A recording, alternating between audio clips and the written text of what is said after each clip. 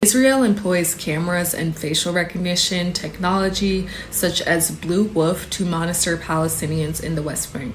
This is widely known by international communities, and it includes capturing photos of Palestinians, including children and the elderly, for a database. It includes face scanning cameras as a part of a wider surveillance network. Next, we have the use of drones and spyware. Drones are also employed for tear gas and attacks on millions of Palestinian civilians, causing high anxiety rates amongst Palestinian people. Israel also uses powerful spyware like Pegasus to spy on the Palestinian smartphones, so that if they find anything that is against genocide and calling for people to stop killing Palestinians, they can and will arrest Palestinian people. Next, we have the employment of collaborators. So Israel uses collaborators for spying and inciting conflict amongst Palestinians. It's often done under coercion involving the threats of violent imprisonment or blackmail. So it's not usually people willing to be informants, it's people who are being blackmailed and threatening to have their family killed. Next, we have monitoring of social media, which I mentioned earlier. So Palestinian social media activities are closely monitored with arrests for posts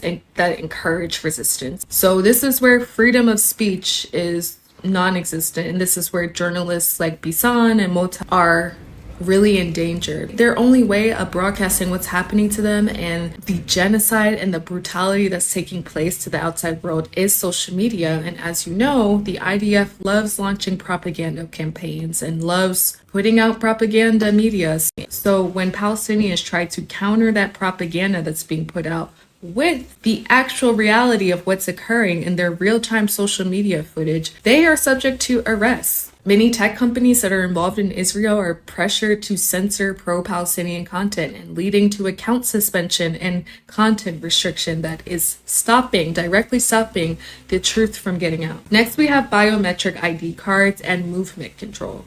So Palestinians are required to carry color-coded Israeli-issue ID cards, which impact their freedom of movement and residency rights, a direct war crime. And the population registry that I mentioned earlier, which is their database, is used to control these movements. Next, we have the physical obstacles for movement, which is the fact that Palestine is an open-air prison.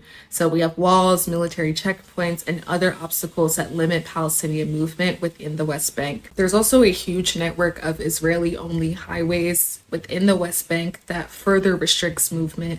And you can really think of it like what has happened in South Africa apartheid with segregation and whites only areas. I am calling on whoever sees this, whoever watching this, please help us free Palestine. Your voice matters. A simple post, a simple protest at your wherever you see your politicians out and about, because they should not have rest. They are public servants and they have not served the public inception of the government, I'd say. But yeah, we can't let this happen, and we have to unite.